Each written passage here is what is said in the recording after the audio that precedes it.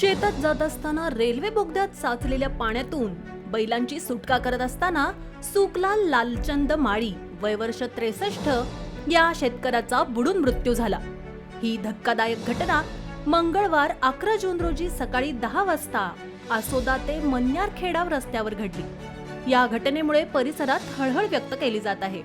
या घटनेनंतर मयत शेतकऱ्यांच्या कुटुंबियास मदत मिळावी तसेच एका सदस्याला नोकरी मिळावी या मागणीसाठी रेल्वे बोगद्याजवळ ठिय्या आंदोलन केलं। तालुक्यातील आसोदा येथील सुकलाल माळी हे मंगळवारी सकाळी 10 वाजण्याच्या सुमारास बैलगाडीने मन्यारखेडा रस्त्यावरील शेतात जात होते।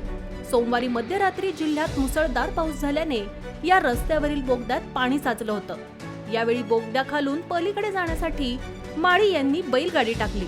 त्यात त्यांना पाण्याचा अंदाज न आल्याने बैलगाडीसह सुकलाल माळी हे पाण्यात बुडाले।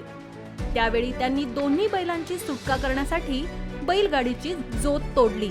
त्याचवेळी भेदरलेल्या बैलांनी झटका देत ते बाहेर आले।